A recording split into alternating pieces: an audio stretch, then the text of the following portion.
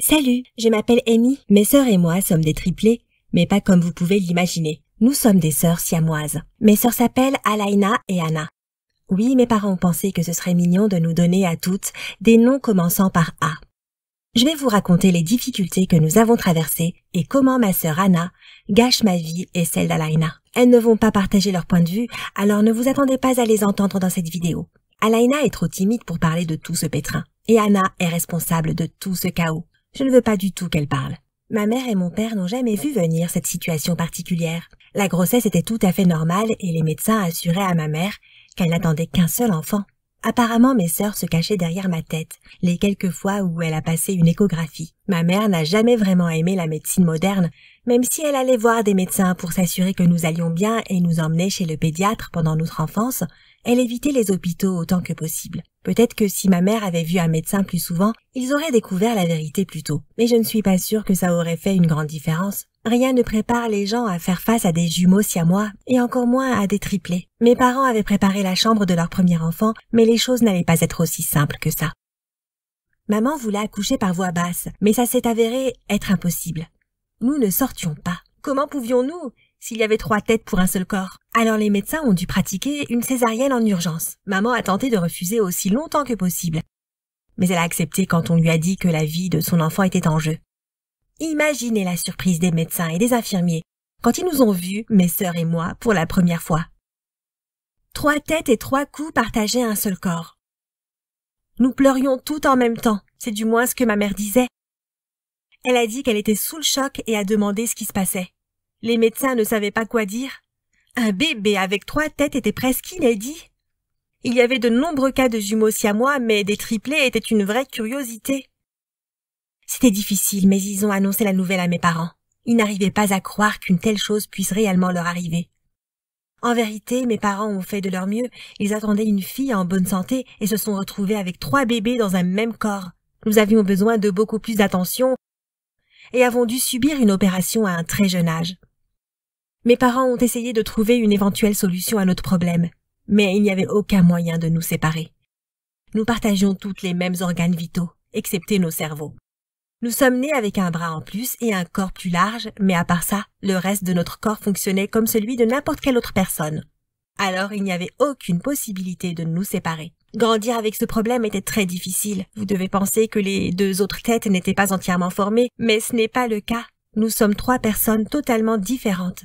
C'est juste que nous vivons dans le même corps. Nous avons chacune notre propre personnalité, nos propres préférences et nos propres goûts. Imaginez-vous grandir en étant toujours avec quelqu'un d'autre, 24 heures sur 24 et 7 jours sur 7, sans aucune possibilité d'être seul, même pour quelques secondes. Nous étions connectés dans tous les sens du terme. Mes parents ont dû acheter un lit spécial pour nous, ainsi que des vêtements faits sur mesure. Vous pouvez facilement comprendre pourquoi aucun des vêtements normaux qu'un enfant porterait ne nous allait. Nous avions 3 têtes et 3 bras que nous devions faire passer dans les robes et les t-shirts.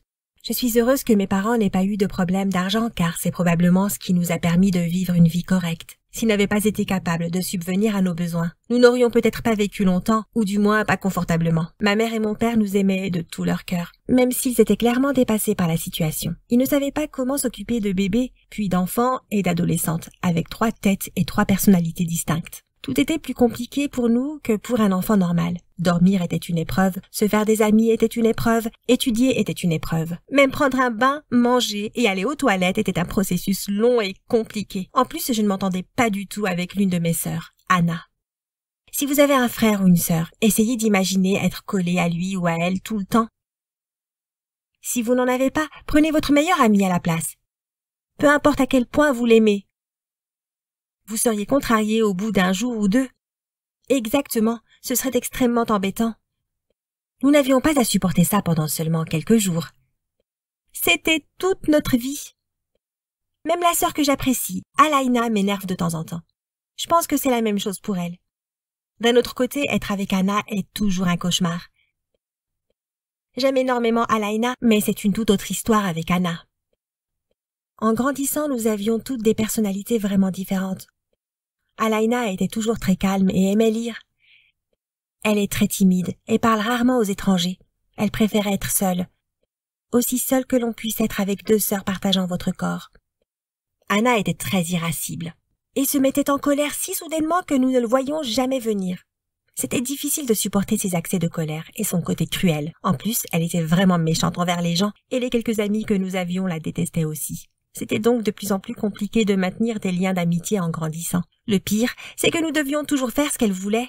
Si Alaina voulait rester à la maison et lire ses livres, mais qu'Anna préférait aller dehors, vous pouvez imaginer qui l'emportait. Anna était très bruyante et vraiment pénible, juste pour l'embêter.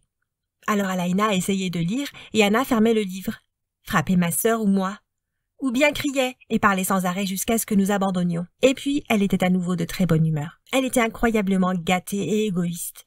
Je suis celle entre Alaina et Anna. Alors je fais de mon mieux pour être une sorte de médiatrice entre elles. Je suis bien plus décontractée et préfère simplement me relaxer et m'amuser. Je pense que nous avons déjà assez de problèmes à gérer comme ça. Nous n'avons pas besoin de rajouter d'autres disputes dans nos vies. Le problème était que, avec le temps, le comportement d'Anna ne s'est pas amélioré. C'est devenu pire, bien pire. Ma sœur ne nous laissait rien faire qu'elle n'avait pas envie de faire. Si nous devions faire nos devoirs et qu'elle voulait jouer, elle renversait de l'eau sur nos classeurs ou écrivait partout sur nos feuilles. Si nous voulions regarder un film qu'elle n'aimait pas, elle criait pour que nous ne puissions rien entendre. Nous finissions toujours par abandonner, car elle ne s'arrêtait pas. Peu importe à quel point nous essayions de la raisonner, elle continuait. Même quand Alaina pleurait, ou quand je lui expliquais à quel point son attitude nous agaçait, elle semblait se moquer de nos besoins et de nos préférences. Tout était à propos d'elle, et elle faisait tout le temps l'imbécile. Elle voulait toujours être le centre de l'attention et inventer les histoires les plus ridicules.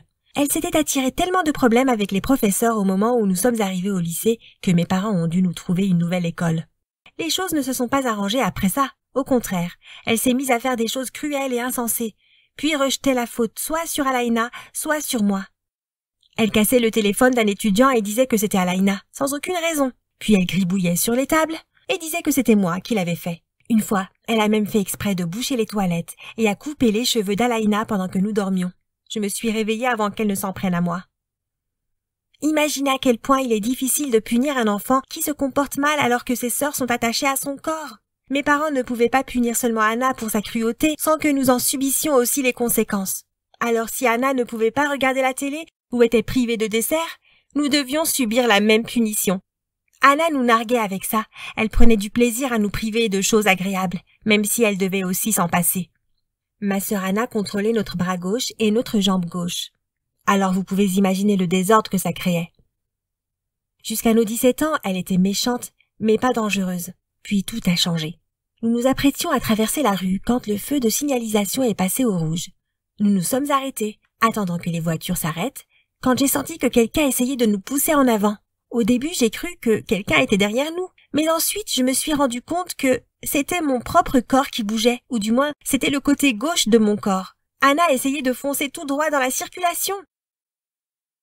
Alaina et moi lui avons crié d'arrêter.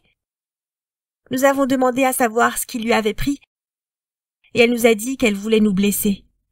Nous lui avons rappelé qu'en nous faisant du mal, elle se blesserait également.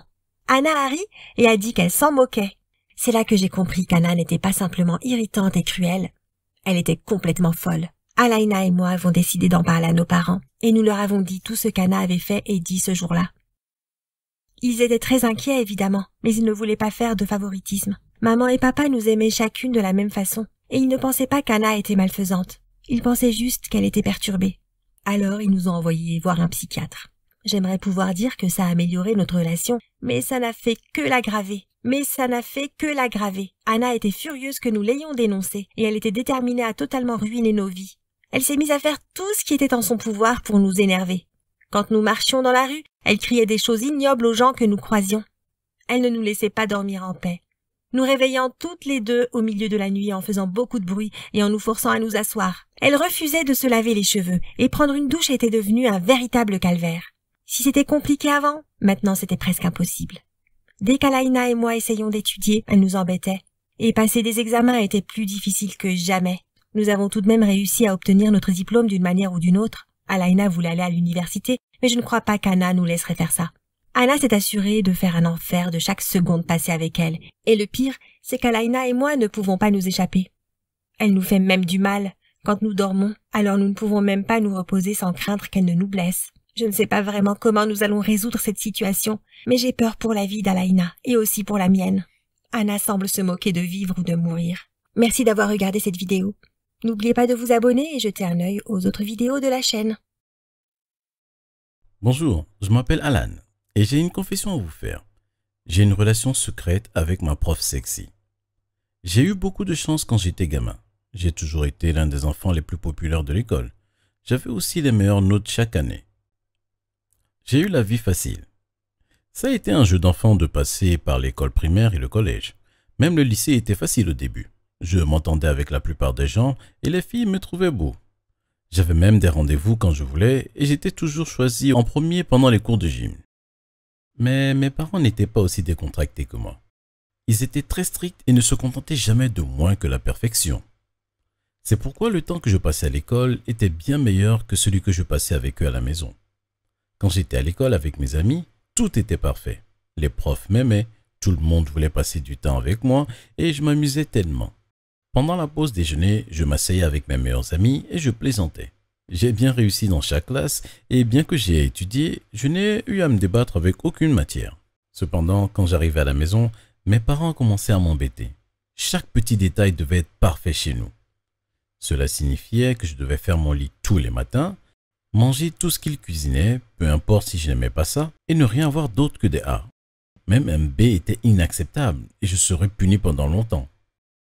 Imaginez si j'étais arrivé à la maison avec un F. Mes parents m'auraient tué. Ils se fâchaient si mes vêtements étaient sales ou si ma chambre n'était toujours pas impeccable. Il est clair qu'ils m'aimaient et s'occupaient de moi activement. Je comprends qu'ils m'élevaient de la meilleure façon possible, mais c'était un peu trop pour moi. J'avais l'impression de ne jamais avoir de marge de manœuvre quand il s'agissait de mes parents. Les erreurs n'étaient tout simplement pas permises. Vous pouvez imaginer le stress que j'ai subi chaque jour. Il n'est donc pas étonnant que j'ai préféré être à l'école ou que j'ai trouvé une excuse pour passer du temps chez mes amis. J'ai essayé d'en parler à mes parents, mais ils m'ont expliqué qu'ils savaient mieux que moi et qu'un jour je comprendrais. Et je leur en serais très reconnaissant. Je pensais qu'ils ignoraient mes sentiments, et cela m'a conduit à faire la première grosse erreur de ma jeune vie. J'ai voulu me rebeller un peu contre eux, et c'est alors que j'ai commencé à fréquenter les mauvaises personnes à l'école. C'est arrivé quand mes parents ont décidé de nous faire déménager à l'autre bout du pays, sans même me demander ce que j'en pensais. Un jour, ma mère a annoncé qu'elle avait reçu une offre d'emploi intéressante et que nous allons déménager dans une semaine. Je devais abandonner tout ce que j'avais dans ma vie natale, mes amis, ma petite amie, tout ce que j'avais connu. Je leur ai dit que je ne voulais pas partir à zéro pendant ma dernière année de lycée, mais ils m'ont dit que c'était mieux ainsi. Nous vivrions dans une plus grande maison et nous aurions plus d'argent pour profiter de notre temps libre. Le problème, c'est qu'avec mes parents, j'avais rarement du temps libre. Pas s'ils étaient là. Alors, quand j'ai commencé ma dernière année dans une ville et une école toute neuve, j'ai décidé que je voulais faire quelque chose de différent. Quelque chose qui ennuierait mes parents. J'ai commencé à fréquenter des groupes d'adolescents que je n'avais jamais fréquentés auparavant. Ils étaient rebelles et n'avaient jamais étudié. Ils buvaient aussi, même s'ils étaient mineurs. Il est clair que ce n'est pas le genre d'amis qu'un parent veut que son enfant ait. Ils répondaient toujours aux profs et s'absentaient des cours.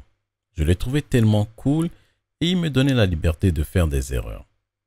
Je comprends maintenant à quel point j'ai gâché mon avenir en traînant avec eux. Mais à l'époque, cela n'avait pas d'importance pour moi. Je me suis laissé influencer par eux et j'ai aussi arrêté de faire des efforts. Ils m'ont incité à sécher les cours avec eux. Et nous passions la journée à ne rien faire, à traîner, à parler et à boire. J'étais vraiment dans une sale période. Avec le recul, je n'arrive pas à croire que je les ai laissés me pousser dans tout ce que j'ai fait cette année-là. Mes parents étaient inquiets et m'ont interdit de traîner avec ces élèves. Mais je n'ai pas écouté. Maman et papa travaillent si dur qu'ils ont eu du mal à me contrôler comme ils l'avaient fait jusqu'à ce que nous nous déménagions. Mes notes étaient si mauvaises que même avec mon passé, je n'aurais pas obtenu mon diplôme à la fin de l'année scolaire.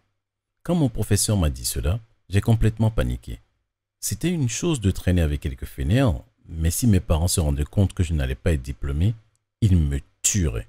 J'ai rencontré le directeur de l'école et j'ai supplié d'avoir une deuxième chance. J'ai expliqué que j'avais l'intention d'entrer dans une université de haut niveau et que jusqu'à cette année-là, j'avais les notes et le comportement nécessaires pour y parvenir. Il a regardé mon dossier et a reconnu que j'avais été un étudiant incroyable et travailleur jusqu'à ce que je commence à fréquenter les mauvaises personnes. Il m'a expliqué qu'on me donnerait une chance de rattraper le crédit qui me manquait, mais que je n'aurais pas de troisième chance. Si je ne réussissais pas cette fois-ci, la partie était terminée. J'ai immédiatement accepté et j'ai promis de travailler très dur. Il a donc décidé que je devais rester après l'école et récupérer le crédit qui me manquait. Si je parvenais à m'améliorer avant la fin de l'année scolaire, Je pourrais alors obtenir mon diplôme avec le reste de ma classe et cela n'affectera pas mes notes. Cela signifiait que je pourrais entrer dans une grande université et que mes parents seraient fiers de moi après tout. Je me sentais tellement soulagé, mais en même temps ennuyé. Je n'avais pas vraiment envie de rester tard tous les soirs et de manquer quelque chose d'amusant. Après tout, je n'aurais pas le temps de passer du temps avec mes amis ou de me détendre du tout. Cependant, c'est moi qui ai fait une erreur, et c'était la seule façon d'éviter de gâcher mon avenir. Je ne pouvais pas laisser quelques erreurs saboter tout ce que j'étais censé faire dans la vie. Aussi contrarié que je puisse être par l'attitude stricte de mes parents, ils avaient en quelque sorte raison. Je n'allais pas laisser une seule année ruiner tous les efforts que j'avais déployés au fil du temps pour mes études. J'ai donc fini par accepter. Ce que je n'aurais jamais pu imaginer, c'est que j'allais rencontrer l'amour de ma vie dans ce programme extrascolaire. Je suis entré dans la classe et elle était là, parfaite de la tête aux pieds, la plus belle femme que j'ai jamais vue. J'ai dû la fixer ouvertement car elle a ri et m'a demandé de m'asseoir. Son rire était stupéfiant et je n'ai pas pu m'empêcher de lui sourire comme un idiot. Elle m'a tout de suite séduit. J'ai réalisé à cet instant que le coup de foudre était absolument réel. Elle avait les cheveux bruns foncés et de grands yeux verts. Son sourire était magnifique et elle était si douce et attentionnée. Elle s'est présentée sous le nom de mademoiselle Samantha Riley. Samantha tenait vraiment à ses élèves. Elle n'était pas là pour rouler des yeux à notre attention et attendre la fin du programme. Les autres professeurs ne semblaient pas s'inquiéter de savoir si nous apprenions ou non. Elle m'a demandé pourquoi je devais suivre ses cours et je lui ai expliqué les erreurs que j'avais commises. Je lui ai raconté comment mes parents étaient si stricts et comment je voulais juste me rebeller une fois dans la vie. Je savais que j'avais fait une erreur et je voulais la réparer pour que cela n'affecte pas mon avenir. Étonnamment, elle a tout à fait compris. Samantha m'a dit qu'elle ne croyait pas qu'un élève devait être jugé sur la base de quelques notes seulement. Elle se concentrait toujours davantage sur l'effort global qu'il avait fait tout au long de l'année. J'étais tellement soulagé et j'avais l'impression d'avoir trouvé quelqu'un à qui je pouvais me confier. Ainsi, les jours passant, nous avons commencé à nous rapprocher l'un de l'autre. Samantha adorait me parler. Elle m'aidait à étudier et à faire mes devoirs, mais elle voulait aussi en savoir plus sur moi et sur ma vie. Elle voulait être là pour moi et je suis tombé de plus en plus amoureux d'elle au fil du temps. Je voulais désespérément être son petit ami, mais je ne pouvais pas imaginer qu'une femme comme elle fasse attention à moi. Mais elle se confiait à moi, me parlant de ses problèmes avec ses préétudiants. Samantha avait obtenu son diplôme 3 ans auparavant, et elle était très jeune. Je crois qu'elle n'avait que 26 ans lorsque nous nous sommes rencontrés. Tous les élèves de l'école semblaient être amoureux de la jeune enseignante sexy, mais elle ne leur accordait pas autant d'attention qu'à moi. Un jour, je n'ai pas pu m'en empêcher plus longtemps. J'ai avoué mes sentiments pour elle et lui ai demandé de sortir avec moi. Au début, elle avait l'air surprise et je pensais qu'elle me gronderait. Au lieu de cela, Samantha m'a embrassé. Je me suis fondu dans ses bras en l'embrassant dans le dos. C'était le meilleur moment de toute ma vie. Samantha et moi avons parlé après cela. Elle m'a expliqué qu'elle m'aimait beaucoup elle aussi, mais que nous ne pouvions laisser personne savoir pour nous. Si quelqu'un le découvrait, non seulement elle perdrait son job, mais elle pourrait aussi être envoyée en prison pour une longue période. Je ne voulais pas qu'elle ait des ennuis. Alors bien sûr, j'ai promis de ne rien dire à qui que ce soit. Samantha et moi avons commencé à nous voir régulièrement après l'école.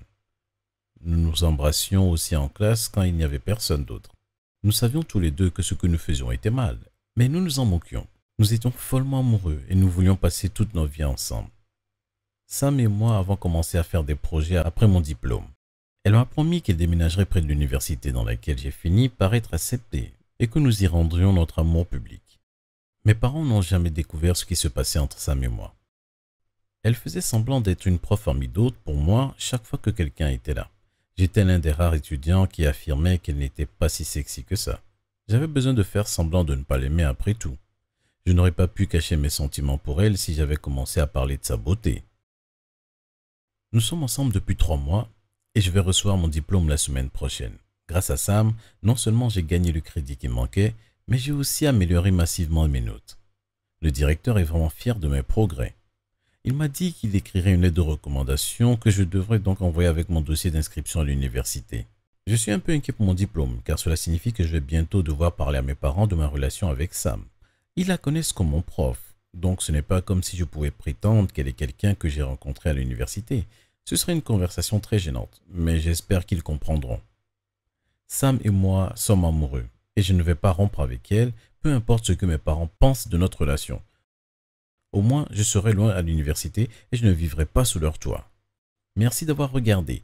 N'oubliez pas de vous abonner et de regarder d'autres vidéos sur la chaîne. Salut, je m'appelle Sarah et il y a quelques semaines, j'ai découvert que j'avais 2 sœurs dont j'ignorais l'existence.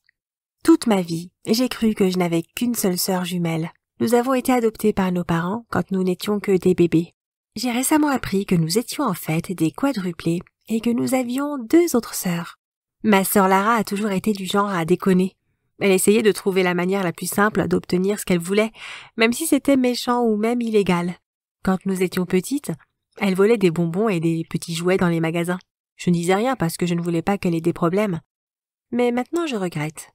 Vous voyez, Lara est en prison en ce moment. Elle s'est souvent mise dans le pétrin, et ça a fini par la rattraper. Peut-être que si j'avais parlé de son comportement à mes parents, ils auraient pu la remettre sur le droit chemin. J'ai toujours aimé la mode, et au lycée, j'ai décidé que je voulais en faire mon métier. J'ai commencé à travailler en tant que designer après mon diplôme universitaire, et peu après, j'ai monté une petite entreprise pour vendre mes tenues. J'ai eu la chance d'avoir beaucoup de succès dès le début, et j'ai rapidement pu investir plus d'argent dans l'entreprise. Maintenant, j'ai plusieurs magasins et mes créations sont apparues dans plusieurs défilés de mode. Je ne rends pas visite à Lara en prison, mais je l'aide. Je paye son avocat et j'essayerai de lui trouver un travail stable quand elle sortira, si elle promet de se tenir à carreau.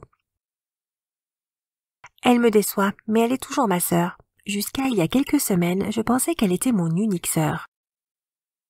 Le jour qui a totalement changé ma vie. Je me dépêchais pour aller à une réunion et j'allais peut-être un peu vite. Quand j'ai vu une voiture de police me faisant signe de m'arrêter, je me suis rendu compte que j'allais avoir une amende. Je savais que je faisais quelque chose de mal, alors je n'ai pas protesté quand les 2 policiers se sont approchés et m'ont demandé mes papiers. Ils m'ont dit que j'étais en effet en excès de vitesse. Je me suis excusée et retournée pour leur faire face et j'ai été stupéfaite de voir à quel point la policière me ressemblait. C'était comme se regarder dans un miroir. Elle a aussi remarqué notre ressemblance et son collègue a également fait un commentaire sur cette similitude. À notre plus grande surprise, nous avions aussi la même date de naissance. J'étais très déroutée, mais comme je savais que ma sœur et moi avions été adoptés, ce n'était pas impossible que j'aie peut-être une autre sœur. J'étais fascinée par cette rencontre fortuite et j'ai engagé la conversation. La policière, qui a dit s'appeler Anna, a décidé de ne pas me donner d'amende. Nous avons plutôt décidé de déjeuner ensemble le lendemain. Évidemment, nous étions tous 2 intrigués par nos similitudes. Nous avions même des noms similaires, tout comme Lara et moi. Nous nous sommes revus le lendemain et nous étions encore plus stupéfaites de découvrir le nombre de choses que nous avions en commun. Je lui ai dit que j'avais été adoptée et que j'avais une sœur jumelle qui avait beaucoup de problèmes. Elle était en prison. Anna a dit qu'elle n'avait pas été adoptée, du moins pas à sa connaissance, mais qu'elle avait aussi une sœur jumelle. Elle avait beaucoup de problèmes elle aussi, mais n'avait pas eu d'ennui avec la justice. Elle était sans abri, elle s'appelait Anne. Anna avait essayé d'aider sa sœur à plusieurs reprises par le passé, mais Anne était une jeune femme perturbée. Anna a commencé à avoir des doutes sur sa véritable identité. Ça n'avait aucun sens que nous nous ressemblions comme 2 gouttes d'eau sans avoir de lien de parenté. Peut-être que ses parents étaient aussi les miens, ou peut-être que nous avions toutes les 4 été adoptées par 2 familles différentes. Quoi qu'il en soit, nous voulions toutes les 2 connaître la vérité. Alors, nous avons décidé d'aller voir ses parents et de leur demander. Quand ils m'ont vue, ils ont cru que j'étais Anne. Mais ils ont été surpris par mon apparence soignée. Je leur ai expliqué que je n'étais pas leur fille et nous leur avons raconté comment nous nous étions rencontrés. À contre-cœur, ils ont fini par avouer à Anna qu'elle avait été adoptée. Apparemment, notre mère biologique nous avait donné naissance à nous 4, mais n'était pas en mesure de nous élever. Elle était très jeune et venait d'un milieu défavorisé. Alors elle avait décidé de nous mettre à l'adoption. Malheureusement, nous avons été séparés et 2 familles différentes nous ont adoptés. Nous n'arrivions pas à croire que nous nous étions rencontrés dans une si grande ville. Ça semblait être le destin. Anna et moi nous sommes promis de faire partie de la vie l'une de l'autre. Nous voulions rattraper le temps perdu. Nous avons décidé de tout dire à Lara quand elle sortirait de prison. Elle a encore 1 an à faire et nous espérons pouvoir la convaincre de reprendre sa vie en main après ça. Nous sommes aussi à la recherche d'Anne pour essayer de la faire sortir de la rue. J'ai promis de lui obtenir un travail stable pour qu'elle reparte du bon pied. Peut-être que nous pouvons vraiment devenir une famille et être là les unes pour les autres. Anna et moi avons énormément de choses en commun. C'est dingue. Nous nous retrouvons 2 fois par semaine et nous nous entendons incroyablement bien. J'aurais aimé grandir avec elle et je commence déjà à beaucoup m'attacher à elle. J'espère que nous pourrons toutes les 4 vivre bien mieux suite à cette rencontre. Anna et moi nous en sortons bien, mais nous ne sommes pas heureuses de nos sœurs qui souffrent. Nos vies ont incroyablement changé en un seul après-midi. Nous avons aussi décidé de rechercher notre famille biologique et d'essayer de reprendre contact avec eux également. Souhaitez-nous bonne chance. Merci d'avoir regardé cette vidéo. Abonnez-vous et jetez un œil aux autres vidéos de la chaîne. Salut, je m'appelle Cécilie et mon histoire est assez dingue. Je n'arrive toujours pas à croire que ça m'est arrivé. Laissez-moi vous raconter comment je suis devenue la fille la plus populaire de l'école, parce que j'étais la seule fille de l'école. Quand j'étais petite, je n'étais pas une très gentille fille. Je m'attirais toujours des problèmes et je refusais de faire ce que mes parents me demandaient. Maman et papa n'étaient pas très contents de moi et ont tout essayé pour me remettre sur le chemin droit. Je peux déjà vous dire que rien n'a fonctionné. J'étais tout le temps renvoyée de l'école. J'étais une cause perdue. Avec le recul, je comprends que j'aurais dû me comporter différemment. Mais à l'époque, je pensais que faire l'idiote me rendait super cool. Pire encore, quand je suis entrée au lycée, j'ai commencé à traîner avec les mauvaises personnes. Je n'arrive toujours pas à comprendre comment je me suis retrouvée mêlée à leurs histoires. Je suis allée dans un lycée public car mes parents n'avaient pas les moyens de m'envoyer dans un chic établissement privé. Il y avait là toutes sortes d'adolescents, les gentils, les travailleurs, les rebelles. Vous savez, tous les groupes auxquels vous pouvez appartenir. J'ai commencé à traîner avec de très mauvaises personnes. Ces gens-là séchaient tout le temps les cours, répondaient aux professeurs et ils s'attiraient toujours des ennuis. En vérité, je crois qu'au moins l'un d'entre eux était envoyé dans le bureau du proviseur presque quotidiennement. Ils avaient une affreuse réputation au lycée, et ils l'avaient bien mérité. Je les trouvais vraiment super. Évidemment, j'avais tort, mais quand j'étais jeune, ça semblait être une façon amusante de se comporter. Alors je me suis mise à faire de gros efforts pour être tout comme eux. Je m'habillais comme eux, et j'ai commencé à me rebeller contre tout et n'importe quoi. Mes parents, les professeurs, toute forme d'autorité, tout ce contre quoi je pouvais protester. Si mes parents voulaient que je finisse la viande dans mon assiette, je disais que j'étais végétarienne. Si j'avais de mauvaises notes à l'école, je prétendais que je prenais position contre le système. Le pire était que j'adorais les études et avais souvent les bonnes réponses aux examens. Mais je ne voulais pas que mes amis pensent que j'étais une intello. Alors je faisais exprès de me tromper. Mes parents étaient dépassés par les événements. Et ils ne savaient pas quoi faire de moi. Ils étaient vraiment inquiets que je ne sois en train de gâcher ma vie et que je ne puisse pas me ressaisir plus tard. Quand je serai enfin adulte, je serai hantée par mon passé et il serait trop tard pour le changer. Alors ils se sont mis à chercher des solutions. Que pouvaient-ils faire pour me faire comprendre que je faisais une grosse erreur, ou du moins enfin me remettre sur le droit chemin? C'est là que mon oncle Lorenz est entré en scène. Lorenz est formidable, mais à l'époque, je le trouvais tellement ennuyeux. Il était sérieux et travaillait dur, et à mes yeux, c'était nul. Je comprends maintenant qu'il adore son travail et que, plus important, il aime aider les gens. Surtout sa famille. C'était pour cette raison qu'il a décidé de parler à mes parents pour essayer de me remettre sur le droit chemin une bonne fois pour toutes. Lorenz dirigeait une école très prestigieuse et il voulait que j'y aille gratuitement. Ça voulait dire que je pouvais être étudiante dans un établissement très strict et prestigieux et les revenus de mes parents ne seraient pas un problème. Le seul souci était que son établissement n'admettait que des garçons. Et j'étais absolument une fille. J'adorais porter des robes courtes et avoir les cheveux longs, alors il était impossible de dissimuler ce fait, même rien qu'une minute. Alors il a décidé de trouver une faille qui me permettrait de candidater. Il a changé le règlement seulement pour 1 an pour pouvoir admettre les filles exceptionnellement. Mais il ne l'a annoncé nulle part. Alors les seules personnes qui en avaient connaissance étaient mes parents. J'ai obtenu une bourse grâce à l'influence qu'avait mon oncle sur le comité de direction de l'école, et il a même payé pour mon uniforme. Bien sûr, je ne voulais pas le porter, et j'ai eu une horrible dispute avec mes parents à ce sujet. Ils ont fini par avoir ce qu'ils voulaient, et je suis partie pour l'école en portant mon uniforme. J'étais vraiment énervée et prête à me rebeller le jour même contre tous les professeurs qui me parlaient. À ma plus grande surprise, l'école était vraiment sympa. Les couloirs étaient larges et magnifiques, et les salles de classe étaient immenses, et la taille de mon casier. C'était incroyable. Peut-être que ce n'était pas si mal après tout, me suis-je dit. Et puis j'ai commencé à regarder aux alentours, et je me suis rendu compte que tous les garçons étaient très mignons. J'étais stupéfaite. Encore mieux, ils semblaient tous sidérés de me voir là.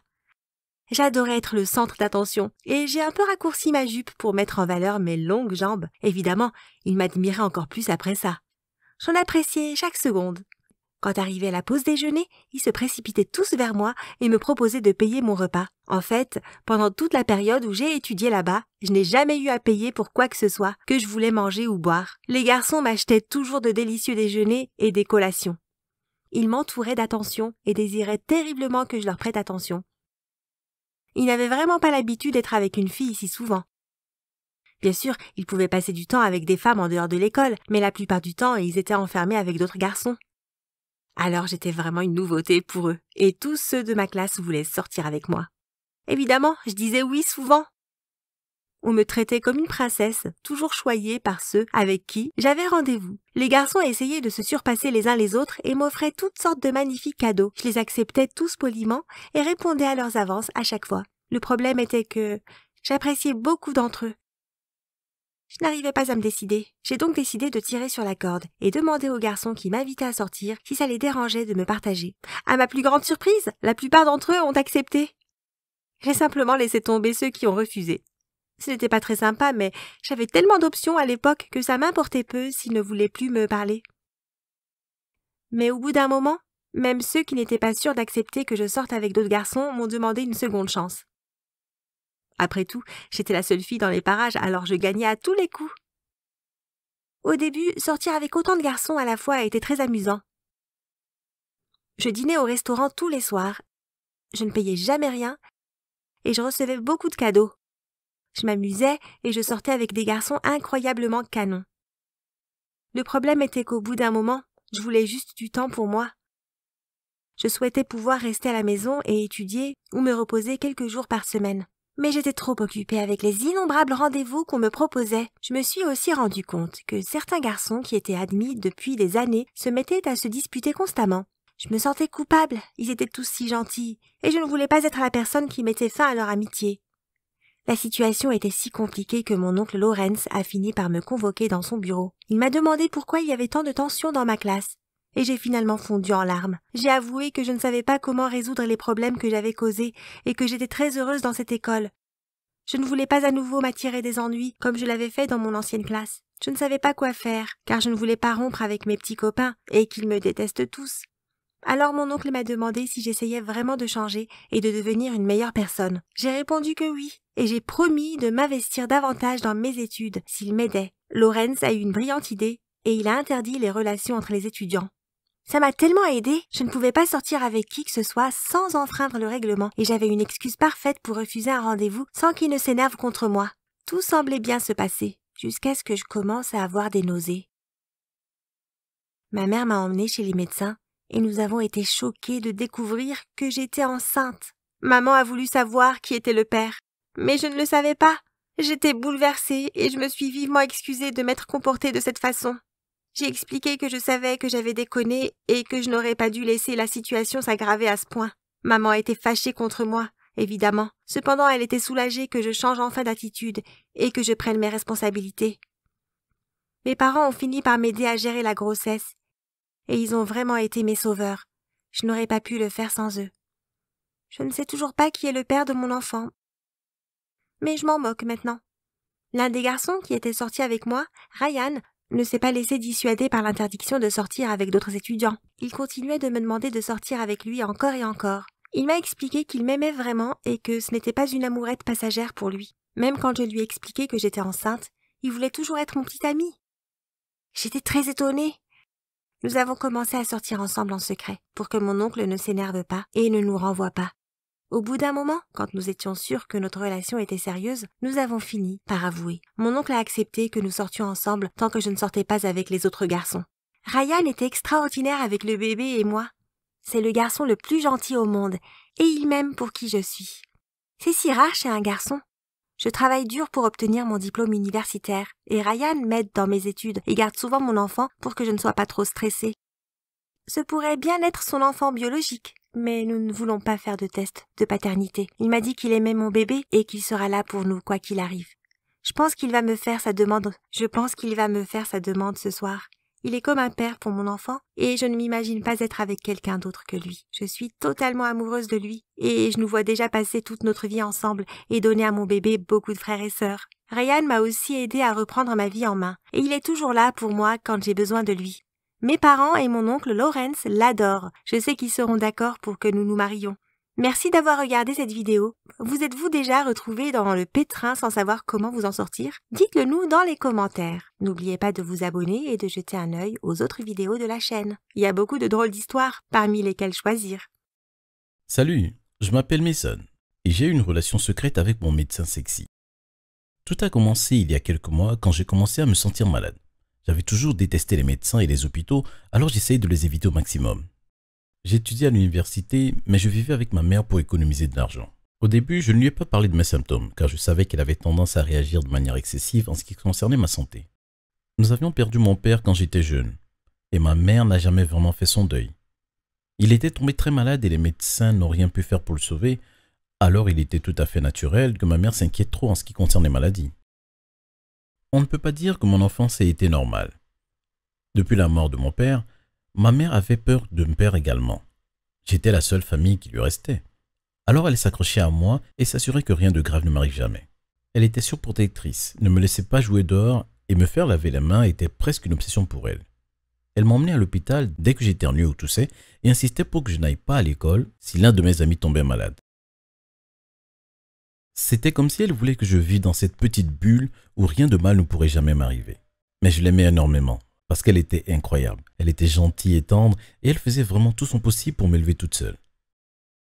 En grandissant, il m'était compliqué de sortir avec des filles à cause de l'attitude surprotectrice de maman. Elle n'appréciait jamais mes petites amies et finissait par trouver des excuses pour les faire fuir, peu importe à quel point elles semblaient parfaites. Quand j'ai été accepté à l'université, nous avons décidé que je resterais à la maison pour économiser de l'argent. Maman avançait la raison que ça m'éviterait d'avoir un prêt étudiant. Mais en réalité, notre décision ne concernait pas seulement l'argent. Elle n'était pas prête à me laisser partir et je ne voulais pas la blesser. Alors rester à la maison pendant mes études semblait un bon compromis. En plus, elle m'aidait beaucoup et a payé une partie de mes frais de scolarité. Je ne voulais pas être un fils ingrat. Alors, sachant comment elle réagirait, j'ai décidé de lui cacher mes symptômes quand j'ai commencé à me sentir malade. Ça n'en valait pas la peine, et j'étais certain de pouvoir me rétablir seul sans problème. Tout ce dont j'avais besoin était quelques tasses de thé et beaucoup de repos.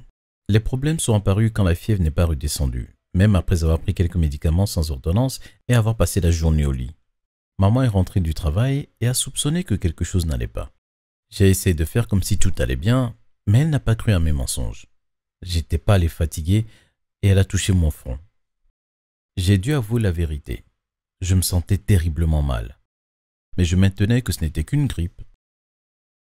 Évidemment, maman ne m'a pas cru. Elle voulait me conduire à l'hôpital tout de suite. Je lui répétais que ce n'était pas nécessaire, mais au final, elle a gagné. J'étais trop malade pour continuer à me disputer, et elle était pratiquement en train de me traîner vers la voiture. Elle m'a conduit et je tremblais comme une feuille pendant tout le trajet. La fièvre s'aggravait, je me sentais horriblement malade. Mais j'étais têtu et je lui répétais que c'était ridicule, que j'irais mieux dans un jour ou deux et qu'elle devrait juste me laisser me reposer. Mais bien sûr, maman n'a pas fait demi-tour. Elle s'est garée devant l'hôpital et nous nous sommes précipités vers les urgences. Je l'ai suivie lamentablement et je soupirais en répondant aux questions du réceptionniste. Ma mère et moi nous sommes assis dans la salle d'attente des urgences et je grommelais en attendant. Je lui ai dit que je serais mieux si j'étais dans mon lit, au chaud et me reposant confortablement, au lieu d'attendre une éternité dans cette pièce froide. Maman écoutait patiemment mes protestations, mais continuait d'insister pour que nous restions jusqu'à ce que je sois examiné par un médecin. J'étais de plus en plus frustré jusqu'à ce qu'on appelle mon nom. En levant mes yeux, j'ai été stupéfait. À quelques mètres de nous, se tenait la femme la plus belle que j'ai jamais vue. Je n'en croyais pas mes yeux. Elle était parfaite de la tête aux pieds. Elle avait de longs cheveux ondulés, un visage magnifique, un corps incroyable. Elle portait une blouse bleue qui était assortie avec ses yeux. J'arrivais à peine à parler et je devais avoir l'air d'un imbécile bredouillant. La femme s'est présentée comme étant le docteur Vanessa et j'avais du mal à me souvenir de mon propre nom. Je crois que c'est ma maman qui lui a donné mon nom. Docteur Vanessa m'a demandé de la suivre dans l'une des salles d'examen pendant que ma mère attendait à l'extérieur. Je sentais que ma fièvre était plus forte que jamais et j'entendais mon cœur battre dans mes oreilles. Je pensais que c'était les signes que je tombais amoureux, mais en réalité, c'était mon corps qui réagissait à la maladie. Mon état s'aggravait de minute en minute, mais j'étais trop distrait par la beauté de mon médecin. J'ai fini par être admis à l'hôpital. Maman n'a pas perdu de temps pour me dire qu'elle avait eu raison. Docteur Vanessa était le médecin en charge de mon cas, et ça a rendu mon séjour à l'hôpital bien plus agréable. Je faisais des blagues idiotes dès qu'elle entrait dans la pièce, même si je ne me sentais pas bien. Elle me faisait sourire malgré la douleur et la fièvre. Elle était gentille et très intelligente. Au début, je pensais qu'elle se montrait sympa parce qu'elle était un bon médecin et que j'étais malade. Mais petit à petit, je sentais que quelque chose commençait à se développer entre nous. Docteur Vanessa restait plus longtemps que nécessaire dans ma chambre. Quand je commençais à aller mieux grâce aux médicaments, nous parlions pendant des heures. Je voulais tout savoir d'elle. J'ai été surpris d'apprendre que non seulement elle venait d'arriver dans la région, mais son emménagement dans son nouvel appartement était toujours en cours. Elle avait pris une chambre d'hôtel le temps que certains problèmes avec sa nouvelle maison soient réglés. Quand je lui ai demandé dans quel quartier elle emménageait, elle a dit le nom du quartier où je vivais. Nous avons fini par découvrir que nous allions être voisins. Nous étions tous les deux stupéfaits. C'était une si grosse coïncidence. J'avais l'impression que c'était le destin. Comme si j'avais été censé être malade et être son patient. Pour quelle autre raison aurait-elle emménagé juste à côté de chez moi? Et nous avions aussi cette incroyable connexion. Je ne voulais pas croire que tout ça n'était qu'une simple coïncidence. Quand je lui ai dit ça cependant, elle a semblé inquiète. Elle m'a dit qu'elle m'appréciait mais que j'étais son patient et qu'elle ne pouvait pas sortir avec moi. Ce serait contraire à l'éthique et elle pourrait s'attirer des ennuis. En plus, j'étais toujours malade et je devais me concentrer sur mon rétablissement. J'étais déterminé à ne pas abandonner, mais je lui ai dit que je comprenais. Je pouvais prendre mon temps étant donné que nous allions habiter l'un à côté de l'autre. Je continuerais de la voir après avoir quitté l'hôpital. Alors si elle ne voulait pas sortir avec un patient, j'allais simplement attendre de ne plus être son patient. Bien sûr, être aussi patient que ça, c'était plus facile à dire qu'à faire. J'ai essayé de rester sympathique et d'éviter de la draguer, vraiment. Mais assez rapidement, je l'invitais à sortir avec moi. Elle a refusé la première fois et la deuxième fois aussi. La troisième fois, Dr Vanessa a ri et m'a disputé pour être aussi insistant. Elle a fini par me dire qu'elle accepterait un rendez-vous avec moi dès que je sortirais. Imaginez-moi un peu mon impatience. Il m'a fallu 2 jours de plus pour aller vraiment mieux et j'ai eu l'impression que c'était une éternité. Nous avons continué à flirter pendant tout ce temps, mais nous ne nous sommes jamais embrassés, pas avant que je sorte de l'hôpital. Ce soir-là, elle m'a invité chez elle. C'était incroyable qu'elle habite juste à côté de chez moi. Elle était à seulement quelques mètres de moi. Nous avons passé la nuit ensemble et j'étais au 7e ciel. Je sortais avec la femme la plus belle que j'ai jamais rencontrée. Elle était aussi intelligente et drôle. Vanessa avait 10 ans de plus que moi, mais nous nous en moquions. J'étudiais pour devenir architecte et j'obtiendrais mon diplôme dans moins d'1 an. Ce n'était pas comme si j'étais toujours un adolescent. Le problème était ma mère. Je savais qu'elle se mettrait en colère si elle apprenait que je sortais avec mon médecin. Peu importe que je ne sois plus son patient, je savais ce que ma mère dirait de toute cette situation. Que se passerait-il si elle signalait la situation avec Vanessa à la commission médicale? Je ne voulais pas que ma petite amie ait des ennuis parce qu'elle sortait avec moi. Alors au début, nous avons décidé de ne pas parler de notre relation à notre entourage. Ma mère n'appréciait pas que je sorte toute la nuit, mais j'étais assez grand et elle ne pouvait pas me dire de rester à la maison. Elle me posait beaucoup de questions et j'essayais d'éviter de lui donner des réponses compromettantes. Je lui disais simplement que j'étudiais tard ou que j'avais trouvé un groupe de travail. Je ne lui ai jamais dit que je sortais avec quelqu'un. Du moins, pas avant que Vanessa et moi ayons décidé que notre relation était sérieuse et que nous voulions passer à l'étape suivante. Elle m'a demandé d'emménager avec elle et j'ai tout de suite dit oui. Nous étions si heureux et impatients de vivre ensemble, bien sûr, mais j'étais aussi inquiet. Ça voulait dire que je devais dire la vérité à ma mère. Vanessa et moi avons décidé que nous lui annoncerions la nouvelle ensemble. Maman a été surprise de voir mon médecin dans le salon en rentrant du travail. Elle a eu peur et m'a demandé si j'étais à nouveau malade. Je lui ai expliqué que j'étais en parfaite santé et que Vanessa n'était pas là en tant que médecin. Elle était là car elle était ma petite amie. Maman était très énervée. Elle a demandé depuis combien de temps nous nous voyions et je ne pouvais plus lui mentir. Nous lui avons dit que nous étions tombés amoureux alors qu'il était toujours mon médecin. Maman l'a très mal pris. Elle a accusé Vanessa de profiter de la situation. Vanessa lui a expliqué qu'elle savait que c'était mal, mais que nous étions vraiment tombés amoureux l'un de l'autre. Ça a pris un peu de temps, mais nous avons réussi à la convaincre de n'adresser aucune plainte auprès de l'hôpital. C'était un grand soulagement pour moi, car je savais que Vanessa aurait pu être envoyée. Maman peut être vraiment surprotectrice, mais elle n'est pas cruelle. Elle savait que faire ça aurait été mal. Je vis avec Vanessa maintenant, et ma mère commence tout doucement à accepter notre relation. Le parcours n'a pas été facile, mais tout ça en valait la peine. Vanessa est la femme la plus merveilleuse que j'ai jamais rencontrée, et je ne peux pas imaginer ma vie sans elle. Et même si ma mère n'est pas très ravie que je déménage, au moins elle est soulagée que je vive juste à côté de chez elle. Mais j'ai dû lui faire promettre de ne pas venir nous voir tous les jours. Je tombe toujours malade de temps en temps, mais Vanessa a su me convaincre que les hôpitaux ne sont pas si terribles. Mais je n'ai plus besoin de me précipiter aux urgences. J'ai mon propre médecin à la maison. Merci d'avoir regardé cette vidéo. N'oubliez pas de vous abonner et de jeter un œil aux autres vidéos de la chaîne. Salut, je m'appelle Andrew. et j'aimerais vous raconter comment je me suis retrouvé bloqué dans un ascenseur avec la fille que j'aimais. Elle s'appelle Alison, et je n'avais jamais imaginé que je pourrais passer autant de temps seul avec elle. C'était à la fois une aubaine et un inconvénient, croyez-moi. Alison est une fille absolument magnifique. Elle avait de jolis yeux bleus et des cheveux bruns et courts. Elle était aussi la fille la plus intelligente de ma classe. J'étais en admiration devant Alison, mais trop timide pour aller lui parler. Alors elle ne savait même pas que j'existais. L'opportunité parfaite pour enfin changer ça s'est présentée juste après les cours, un ennuyeux vendredi après-midi. La plupart des étudiants avaient déjà quitté les lieux pour le week-end et j'ai vu Alison prendre l'ascenseur. Elle allait certainement à la bibliothèque pour rendre ses livres. Je me suis précipité sans réfléchir. Si je montais dans l'ascenseur avec elle, je pourrais peut-être enfin avoir une chance de lui parler. Je voulais tout savoir sur Alison. Ce qu'elle aimait, ce qu'elle n'aimait pas, quel était son livre préféré. Je l'admirais de loin depuis si longtemps, mais je ne savais presque rien de sa vie privée. Je voulais changer ça, et je voulais qu'elle apprenne à me connaître aussi. Je souhaitais qu'elle me trouve intéressant. Et peut-être, avec un peu de chance, je trouverais le courage de l'inviter à sortir. J'avais si souvent rêvé de ce moment. Il y avait tant de blagues et de fines remarques que je m'étais imaginé dire, et dans chaque conversation imaginaire, elle riait et souriait tout le temps. Elle s'intéressait à moi, du moins dans ma tête. Mais dans la réalité, Alison ne savait même pas comment je m'appelais.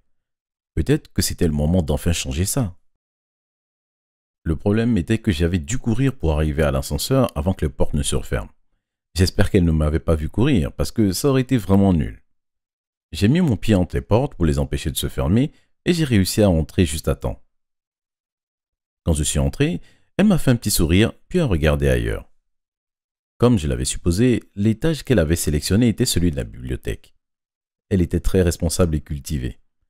Je sais que certaines personnes pensent que ce ne sont pas de merveilleux traits de caractère, mais cela la rendait encore plus attirante à mes yeux. Quoi qu'il en soit, j'essayais encore et encore de lui parler, et je savais que le trajet dans l'ascenseur serait très court, mais chaque fois que j'ouvrais ma bouche, j'avais mal au ventre. Quand j'avais perdu tout espoir, quelque chose d'étrange s'est passé.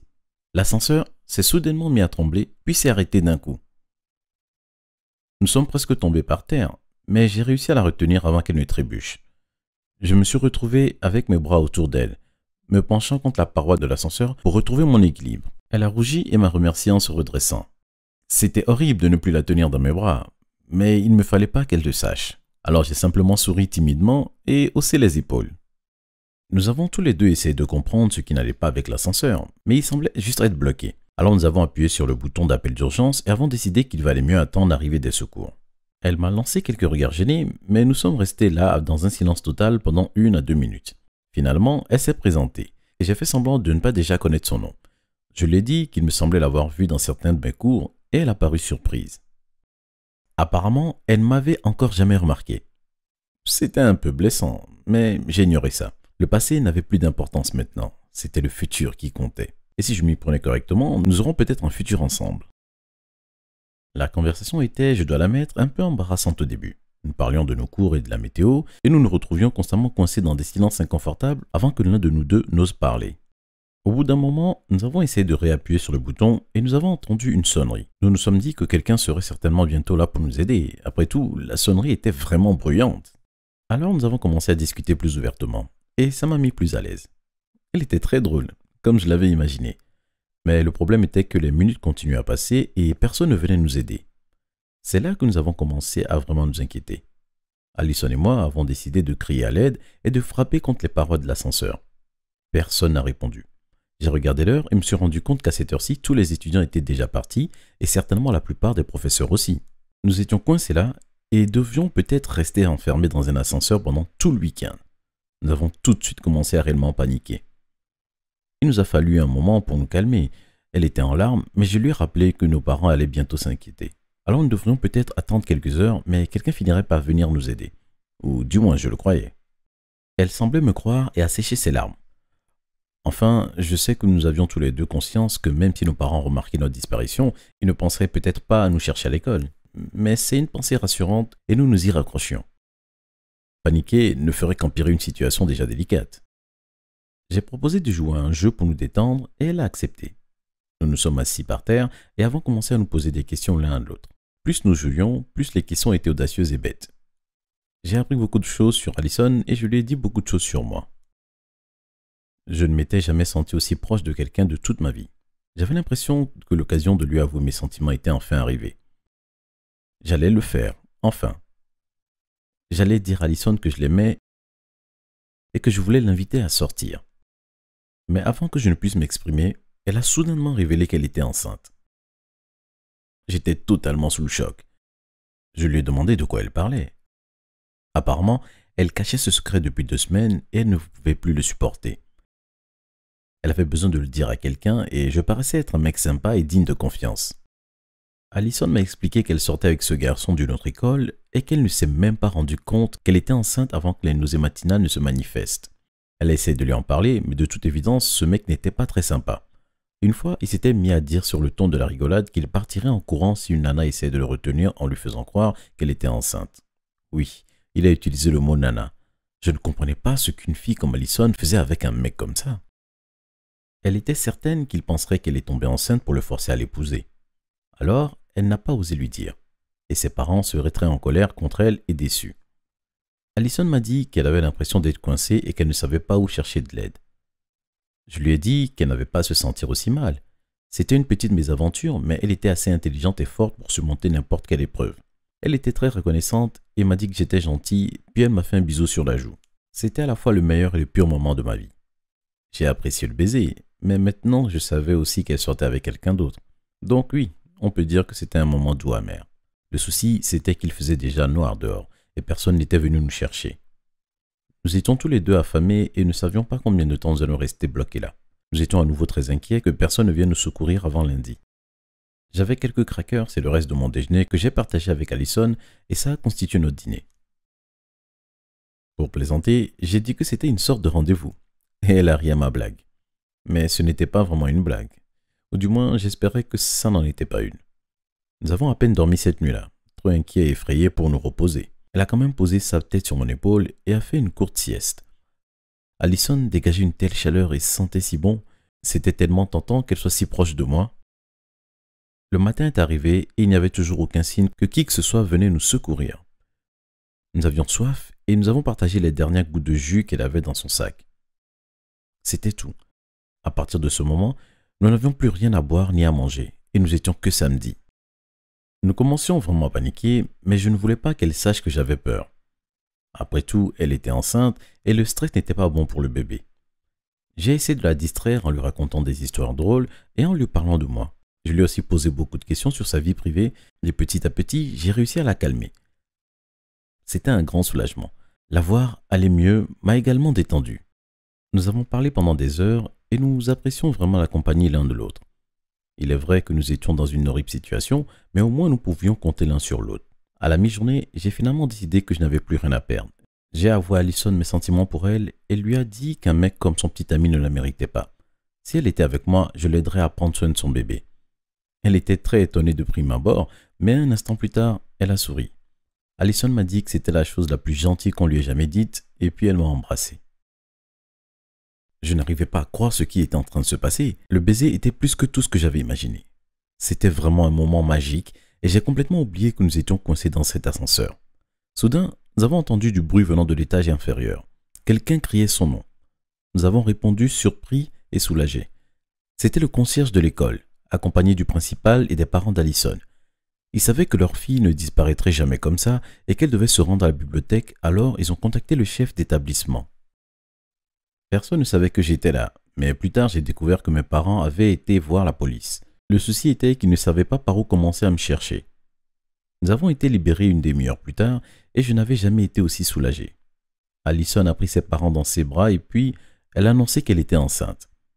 Ils étaient tellement soulagés qu'elle aille bien qu'ils ne se sont pas vraiment énervés contre elle. Alors, se trouver bloqué dans cet ascenseur avait peut-être été un avantage au final. Le lendemain, Allison m'a envoyé un message pour que nous nous voyions. Elle avait quitté son bonarien de petite amie et voulait savoir si je pensais vraiment ce que j'avais dit dans l'ascenseur. Je lui ai dit que c'était le cas et je l'ai officiellement invitée à sortir. C'était il y a 5 ans. Maintenant, nous sommes mariés et j'ai adopté la fille d'Allison. C'est la petite fille la plus merveilleuse au monde.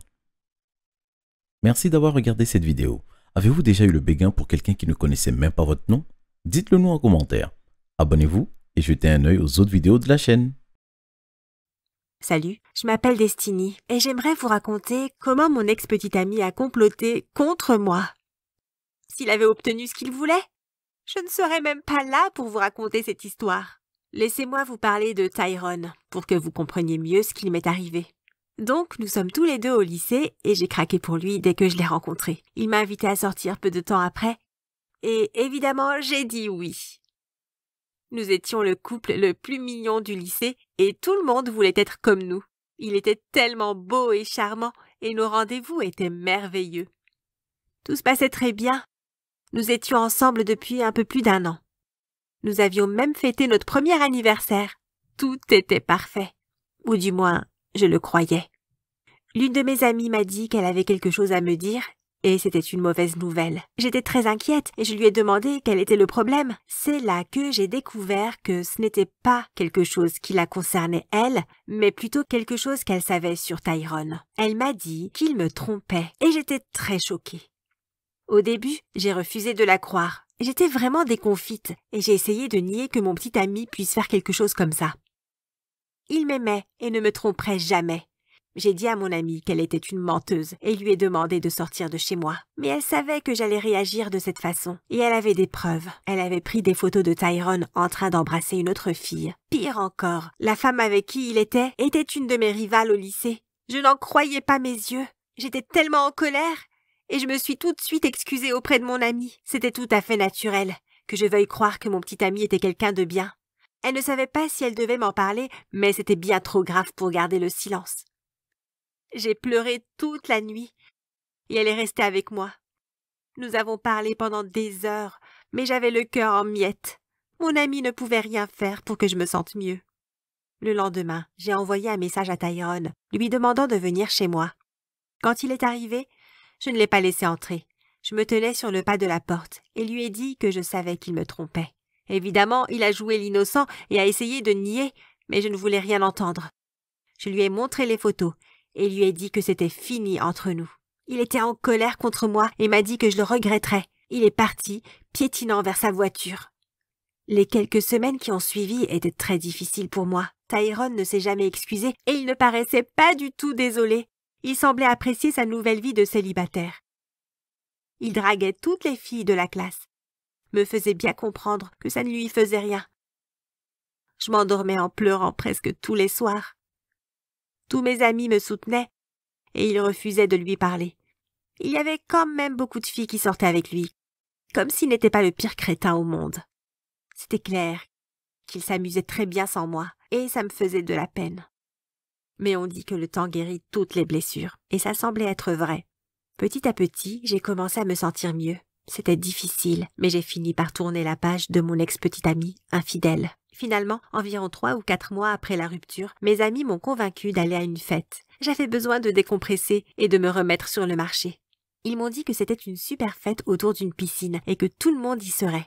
Mais en arrivant, nous nous sommes rendus compte, horrifiés, que c'était la maison de Tyrone. J'étais sous le choc et j'ai presque refusé de sortir de la voiture. Je ne pouvais pas aller à une fête organisée par Tyrone. J'avais à peine réussi à me remettre de ses infidélités.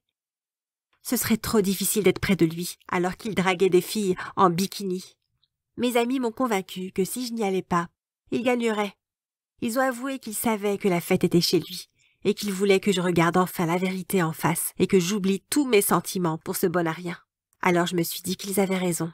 Je n'en avais rien à faire de Tyrone, et il pouvait gérer le fait que je sois présente à sa fête, en étant magnifique et draguant qui je voulais. Je portais un beau bikini, et j'étais superbe. Mes amis m'ont même aidée pour mon maquillage, alors dites-vous bien que j'étais un vrai canon. Les gens s'amusaient beaucoup. Tout le monde faisait des jeux, dansait et mangeait. Certains étaient même dans la piscine, passant un bon moment. En vérité, j'ai eu du mal à me détendre. Au début, je n'arrivais pas à penser à autre chose qu'au moment où je pourrais partir et me rouler en boule dans mon lit. Mais comme la fête devenait de plus en plus amusante, j'ai fini par m'éclater. J'ai dansé avec quelques garçons, ri avec mes amis et la nourriture était délicieuse. Je me suis même décidée à aller dans la piscine et à vraiment m'amuser. Le souci était que je ne dormais que quelques heures par nuit, alors j'étais très fatiguée. J'ai fini par m'endormir sur un matelas gonflable. C'était tellement reposant et je me suis même pas rendu compte que les gens commençaient à partir. Mes amis croyaient que j'étais partie avec un mec avec qui j'avais flirté. Alors, ils n'ont pas pensé à me chercher dans la piscine. C'est à ce moment que les choses ont dégénéré. Tyrone a remarqué que je dormais là et apparemment, il m'en voulait toujours. Vous vous souvenez qu'il m'avait dit que je regretterais de l'avoir quitté? Eh bien, il attendait l'occasion parfaite pour prendre sa revanche. J'ai toujours cru qu'il voulait dire qu'il continuerait de sortir avec des filles, alors que je le regarderais faire, bouleversé ou quelque chose de ce genre. Je n'ai jamais pensé qu'il essayerait réellement de me faire du mal. Il voulait s'assurer que ma vie devienne un véritable enfer, et il est allé très loin dans sa vengeance. Je n'arrive toujours pas à croire qu'il ait cru que son plan était une bonne idée. Bien sûr que Tyrone était méchant et infidèle, mais je n'ai jamais pensé qu'il était à ce point malfaisant. Ses parents étaient très riches, alors toute sa maison était très luxueuse. La maison était un petit manoir et la piscine disposait d'une couverture rétractable qui glissait au-dessus. Ça évitait que des choses ne tombent dedans quand on ne s'en servait pas. Ils avaient bien sûr quelqu'un qui s'occupait de la piscine, mais ce système était bien plus simple, surtout quand il n'était pas chez eux. Il m'a regardé dormir là et puis a juste mis en marche le mécanisme qui faisait glisser la couverture au-dessus de la piscine. Vous devez vous dire que sa décision était totalement dingue et elle l'était bel et bien. Il a même pas hésité. Comment je le sais? Parce qu'il ne m'a pas laissé là rien qu'une minute ou même une heure juste pour m'embêter. Non, il m'a laissé là pour définitivement se débarrasser de moi. Oui, j'étais sérieuse quand j'ai dit qu'il avait essayé de me faire quitter ce monde pour de bon, en m'enfermant sous l'eau jusqu'à ce que je n'en puisse plus. Quand je me suis réveillée, c'était déjà trop tard pour sortir. La couverture de piscine était déjà en place, et j'ai été jetée dans l'eau assez violemment. J'ai nagé vers la surface et rejoint la partie de la piscine la moins profonde. Là, je pouvais rester debout sans avoir à nager pour garder la tête hors de l'eau. Il n'y avait que quelques centimètres entre la surface et la couverture. Et c'était le seul espace que j'avais pour maintenir ma tête hors de l'eau. J'ai totalement paniqué pour être honnête, et j'ai commencé à crier d'effroi. Je pense que Tyrone pouvait m'entendre, mais je n'en ai aucune preuve. À mon avis, c'était impossible de ne pas remarquer mes cris de terreur depuis le salon. Il n'est jamais venu m'aider, même alors que les heures passaient. J'ai tellement crié que j'ai commencé à avoir mal à la gorge et ça devenait difficile de parler. J'étais là depuis des heures, mais personne n'entendait mes appels à l'aide. C'était une horrible situation dans laquelle se retrouver et honnêtement, je ne savais pas comment m'échapper de ma prison. 90% de mon corps était piégé sous l'eau, avec seulement ma tête qui dépassait. Je me sentais claustrophobe et j'ai vraiment pensé que je perdrais la bataille pour rester en vie. Je savais que bientôt je n'aurais plus d'oxygène ni d'énergie. D'une manière ou d'une autre, ce serait la fin. Il me serait impossible de rester debout sans interruption.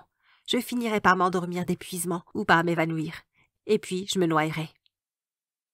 À nouveau, j'ai essayé de crier, mais j'avais tellement mal à la gorge qu'aucun son n'en sortait. Je ne comprenais pas pourquoi Tyrone faisait une telle chose. C'était lui qui m'avait trompée et il aimait être célibataire. Apparemment, il fait partie de ces mecs qui ne savent pas accepter d'être rejetés, même quand ils le méritent. Je ne savais pas depuis combien d'heures ou de jours j'étais enfermée là-dedans, quand j'ai finalement eu l'impression que je ne pouvais plus continuer à me maintenir à flot. C'est à ce moment que j'ai entendu un son miraculeux. La couverture commençait à se retirer. À ce moment, je ne pouvais plus parler. J'avais la voix tellement éraillée par mes cris que même murmurer m'était impossible. J'ai levé les yeux et j'ai vu 2 policiers, ainsi que mes meilleurs amis, ma mère et mon père et quelques secouristes. Ils m'ont sorti de la piscine et m'ont emmené dans une ambulance. Là, les médecins m'ont examiné et ont commencé à me soigner. Apparemment, je souffrais d'hypothermie et j'avais plusieurs complications dues à l'enfer que je venais de traverser. Mes amis étaient tellement inquiets. Mais les médecins leur ont conseillé de me laisser du temps. Ma mère est montée dans l'ambulance avec moi et mon père nous suivait en voiture. Bientôt nous sommes arrivés à l'hôpital et ils ont continué les soins. Au final, je suis restée là plus d'1 semaine. Quand les médecins lui ont dit que j'étais assez forte pour apprendre la nouvelle, elle m'a dit que mes amis m'avaient cherché partout. Ils ont fini par suspecter Tyrone et ils l'ont dit à mes parents. Ils ont appelé la police, mais il a fallu du temps pour les convaincre que mon ex était capable de me faire du mal. Quand ils m'ont trouvée là, personne n'arrivait à croire que Tyrone était allé si loin dans sa vengeance. Il a tout de suite été arrêté et ses parents étaient horrifiés. L'attaque a eu lieu il y a quelques semaines. Et je vais toujours voir un psychiatre 3 fois par semaine. Je me remets toujours d'un important stress post-traumatique et j'ai du mal à sortir de chez moi. Le juge chargé de mon affaire a décidé que Tyrone allait être jugé comme un adulte. Même ses parents sont venus s'excuser. Je ne crois pas que quiconque le soutienne après ce qu'il m'a fait. C'était une horrible expérience, mais j'y ai survécu et je suis déterminée à reprendre le cours normal de ma vie. Merci d'avoir regardé cette vidéo. Avez-vous déjà eu à faire face à un ex vindicatif? Dites-le nous dans les commentaires. N'oubliez pas de vous abonner et de jeter un œil aux autres vidéos de la chaîne. Salut, je m'appelle Alan et j'ai épousé ma nounou. J'ai été élevé par un père veuf et super protecteur. Ma mère est morte quand j'étais très jeune et ça a profondément touché mon père. Il avait perdu sa femme et avait l'impression qu'il pouvait aussi me perdre à n'importe quel moment. Il ne me laissait pas sortir après l'école et se méfiait de tous les amis que je pouvais me faire. Il craignait qu'ils aient une mauvaise influence sur moi. J'ai donc grandi dans cette bulle où tout était immaculé et sécurisé, mais incroyablement ennuyé et monotone. J'allais à l'école, rentrais à la maison, faisais mes devoirs, jouais seul et allais me coucher. Le pire dans tout ça, c'était que mon père n'était même pas là la plupart du temps. Vous voyez, mon père est propriétaire d'un magasin et a beaucoup de succès, et il est un peu accro au travail. Il tient beaucoup à moi, je ne vais pas le nier, mais en même temps, il était rarement présent dans ma vie. Il me disait qu'il devait subvenir à mes besoins, mais nous avions bien assez d'argent pour vivre confortablement, sans qu'il ait à travailler si dur. Il se perdait dans son travail la plupart du temps, et je respecte sa conscience professionnelle, mais j'avais tout de même besoin qu'il soit présent pour moi. Donc pour compenser le fait qu'il n'était jamais là pour me protéger, il a engagé des nounous. Je n'avais ni oncle, ni tante, ni grands-parents, alors il n'y avait plus que mon père et moi après la mort de ma mère. Je me souviens à peine d'elle. Elle est tombée malade quand j'avais 5 ans et était partie avant mes 6 ans. Il y a toujours beaucoup de photos d'elle à la maison, alors je peux au moins voir à quoi elle ressemblait. Ma mère était très belle, et tout le monde dit que j'ai ses yeux, ce qui est gentil. Tous les jours en rentrant de l'école, j'étais accueilli par une nounou. Papa n'était pas là et je buvais du lait et mangeais des cookies et puis je faisais mes devoirs. Parfois, les nounous me tenaient compagnie et jouaient avec moi. Parfois, elles me surveillaient depuis un coin de la pièce et lisaient un magazine ou quelque chose d'autre tout en gardant un œil sur moi. Ça dépendait de la nounou. Il y en avait que j'appréciais plus que d'autres. Elle changeait tout le temps étant donné que mon père n'accordait pas sa confiance à quelqu'un pour longtemps. Comme vous avez pu le deviner, papa était un peu paranoïaque en ce qui me concernait. Il était certain que quelque chose allait m'arriver à n'importe quel moment. Il ne m'a pas laissé traverser la rue seul avant la puberté et ne me laissait jamais aller dehors pour jouer seul. Il était hors de question pour moi d'aller à des soirées pyjama ou à des fêtes, même si d'autres adultes étaient présents. Alors, vous pouvez imaginer que j'avais beaucoup de mal à me faire des amis. Je me sentais toujours tellement isolé. Je suppliais mon père de me laisser inviter des camarades de classe, mais il était rarement d'accord. Je pouvais le faire seulement s'il était présent, et il travaillait tellement que ça arrivait très rarement. Il rentrait à la maison et dînait avec moi, mais à cette heure-là, je ne pouvais pas vraiment inviter un ami. Il était déjà trop tard. Au début de mon adolescence, mon père avait de plus grandes responsabilités au travail, car il a ouvert plusieurs magasins dans le pays. Ça voulait dire qu'il devait souvent voyager dans d'autres États et me laisser seul pendant plusieurs jours. C'est à partir de là que les nounous ont commencé à beaucoup passer plus de temps chez nous et à dormir à la maison. La plupart d'entre elles étaient plus âgées, à peu près l'âge de mon père, et elles étaient strictes et distantes. Il semblait choisir ce genre de nounou pour qu'elles ne soient pas trop laxistes et ne me laissent pas faire en toute impunité ce qu'il m'avait interdit de faire. Quand j'ai eu 15 ans, j'ai eu une conversation à cœur ouvert avec mon père. Je lui ai dit que je pensais être assez grand pour prendre soin de moi-même quand il était absent et que c'était bizarre que j'ai toujours des nounous. Je lui ai demandé de me laisser sortir avec des amis de temps en temps. Il a refusé, ce qui m'a vraiment frustré, mais il a reconnu que je n'avais plus besoin de nounou professionnel. Il était d'accord pour engager quelqu'un d'un peu moins strict tant que j'accepterais de suivre ses règles. Ce n'était pas vraiment ce que j'avais espéré, mais c'était un début. J'ai donc accepté. C'est à ce moment-là que j'ai rencontré Lisa, l'amour de ma vie. Lisa avait 21 ans quand mon père l'a engagée. Elle était étudiante à l'université et c'était la fille d'un de ses employés. Elle était incroyablement belle et avait le plus beau sourire que j'ai jamais vu. J'avais eu 16 ans la semaine précédente et je n'arrivais pas à croire que j'étais toujours oublié d'avoir une nounou, mais la voir, elle, améliorait la situation. Nous nous entendions très bien et pour la première fois de ma vie, je ne me sentais pas si seul. En fait, j'avais hâte de rentrer de l'école. Avant, je devais rester tout seul, sans amis et avec une vieille dame stricte qui ne me parlait à peine mais gardait un œil vigilant sur moi. Maintenant, je pouvais parler et rire avec la plus jolie fille que j'ai jamais vue. Je pense que c'était un véritable coup de foudre. Je pouvais à peine m'empêcher de sourire quand elle était avec moi. Je me souviens de notre premier baiser comme si c'était hier. Nous étions assis sur le canapé, riant à une blague, et elle s'est penchée vers moi. Je n'ai pas pu m'en empêcher, je l'ai embrassée. Je m'attendais à ce qu'elle s'énerve et me dispute, mais au lieu de ça, Lisa m'a rendu mon baiser. C'était fantastique. Je l'ai serrée dans mes bras et nous avons commencé à nous peloter. Mon père n'allait rentrer que bien plus tard, alors nous savions que nous ne risquions pas d'être surpris. Lisa était la femme la plus formidable que j'ai jamais rencontrée. Elle étudiait pour devenir infirmière et elle était incroyablement intelligente et généreuse. Je savais que c'était mal qu'elle ait une relation avec moi alors que j'étais jeune et qu'elle était censée s'occuper de moi, mais elle ne le faisait pas pour nous jouer un mauvais tour à moi ou à mon père. Nous sommes vraiment tombés amoureux l'un de l'autre. Cependant, la vérité était que ce n'avait pas d'importance si c'était de l'amour ou non. J'étais encore jeune et mon père ne voulait même pas que je sorte avec des filles de mon âge. S'il avait découvert que nous avions une relation, il aurait perdu son sang-froid. Nous savions que mon père était tout à fait capable d'appeler la police et de causer beaucoup de problèmes à Lisa. Cette nuit-là, en allant me coucher, je ne pouvais penser à rien d'autre que la douceur de ses lèvres, à quel point elle était parfaite. Mais le matin suivant, j'ai dû regarder la réalité en face. Peu importe à quel point je l'aimais, je savais que nous faisions quelque chose de mal. Alors au début, nous avons essayé de ne plus nous embrasser. Nous avons eu une longue conversation et je dois admettre que j'ai pleuré parce que je l'aimais beaucoup. Mais c'était logique. C'était mieux que nous restions bons amis. Pendant un moment, nous y arrivions. Elle était ma nounou, elle m'aidait à faire mes devoirs, nous parlions pendant des heures et des heures, ou bien nous nous détendions en regardant un film. C'était parfait. J'avais une amie et je pouvais passer du temps avec elle sans que mon père ne s'inquiète. Il lui faisait confiance alors qu'il ne me laissait pas sortir avec des gens de mon âge. Mais après un certain temps, c'était devenu impossible d'ignorer nos sentiments l'un pour l'autre. Et nous avons commencé à sortir ensemble dans le dos de mon père. Nous nous blottissons l'un contre l'autre quand mon père n'était pas en ville, nous avions des dîners romantiques et allions même au cinéma. Papa nous aurait tués s'il avait appris que nous avions quitté la maison sans surveillance, mais il ignorait totalement ce qu'il se passait. Lisa et moi étions ensemble depuis plus d'1 an quand nous avons décidé que c'était vraiment sérieux. Nous n'allions pas nous séparer quand elle ne sera plus ma nounou, nous voulions être ensemble pour toujours. Alors à 17 ans, je l'ai demandé en mariage et elle a dit oui. Nous savions que nous ne pouvions pas nous marier et annoncer à tout le monde que nous étions ensemble avant mes 18 ans, mais nous étions prêts à attendre. Elle en valait absolument la peine.